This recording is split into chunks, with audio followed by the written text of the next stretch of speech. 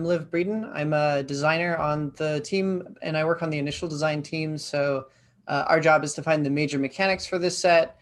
We also write the voice lines. We write the art descriptions. We try and come up with basically all the words on the card, and we try and get it in as good of a spot as we can before we send it to final design to balance it and break it if they can.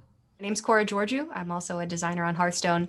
I worked on final design for Skullman's Academy, which is balanced design. I worked on initial design a little bit for Madness at the Darkmoon Faire. And most recently, I worked on Battlegrounds for our Elemental set. Thank you very much and congratulations. I think that the feeling all around this new revelation is it's a celebration. I feel that everybody is very happy with this. And one of my question is, speaking about this new mechanic, corrupt, do you think is something that will benefit more control decks or slow-paced games? You know, because of the mechanic that you have to play a card with a more cost, or how can it be balanced with cards that that players want to go faster? You know, cards like 1 mana or 2 mana. Is there a balance? There definitely is. I think the beauty of Corrupt is you can build your deck to take advantage of it in many different ways. With Madness at the Darkmoon Faire, obviously having our hallmark cards being the Old Gods, being 10 mana, and having there be some higher cost Corrupt cards in the set, I think absolutely you can play control decks and really try to take advantage of corrupting these high cost cards and making them very powerful, because it takes quite some time and some effort to be able to corrupt those cards. But we certainly have some lower cost corrupt cards that if you're playing a deck that maybe wants to top out around 6 or 7 mana, say like a hunter deck, you absolutely will have options. So it's something that I think is very versatile in that way and can appeal to a bunch of different styles of players. Yeah, it's a super skill testing mechanic as well, because one comparison I like to put is like Rogue. Rogue has SI7 agent, and if you want, you can combo out your SI7 agent to deal a little extra damage, or you just play it on curve. And the decision of, do I wait, do I play it, is actually it's a really great decision for players to figure out, because it makes them feel smart and it rewards players for being better players. So with every expansion, we always have a rotation on the meta. You know, some classes do best, some classes do worst. It's natural, and I think it's still fun in Hearthstone.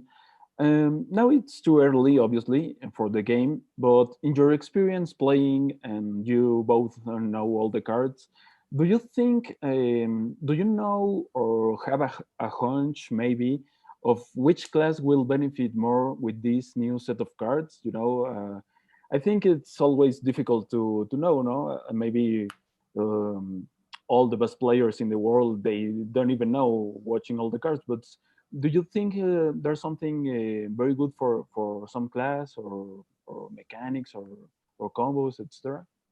yeah, sorry, I guess I missed it. Did you say for this expansion or for set rotation? For this expansion. Oh, this expansion, yeah. Cora, as the final designer, what do you think? That's a tough one. I think with this expansion in particular, we were going into it with the Old Gods and trying to say which class should be good with which Old God, and trying to give different classes support for different decks with different Old Gods. And then obviously, we want our Old Gods to be playable. We want them to be able to be the hallmarks in decks that are going to be, tier 1, tier 2 in the meta. But the competitive players consistently surprise us. So we are consistently very surprised with what they're able to come up with. I personally am excited for a Paladin deck that isn't Libram Paladin. I think there's some opportunities there, as well as a Yasharaj style Warlock deck. I think could be very fun. I think there's some tools that we're giving people that I think are going to raise some eyebrows when they see them. Yeah, so I'm excited for that. And I think it's really cool because you look at Cthulhu and you're like breaking to pieces. So you have to play 4 cards that didn't. So you have to play a bigger than normal deck. And initially I went to like, oh, well, of course you play like a control something to be able to dig through your whole deck. But apparently Rogue is really good too, because they can just stow away and just draw 2 pieces of Cthulhu right out of the deck right away. So there's a really cool Cthulhu deck that's within Rogue that just, because they're really good at drawing cards and making their spells cheaper. And so I'm excited to see that one too.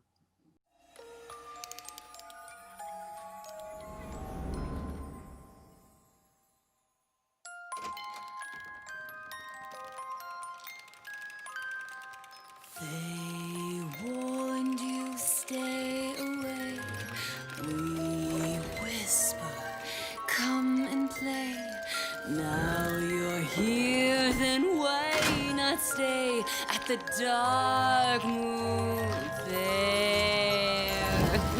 Though things aren't as they seem, just ignore those eyes that gleam. Come laugh and maybe scream at the Darkmoon Faire. You may think that you're dreaming, flying on a carousel. Surely there's nobody scheming or putting you under a spell.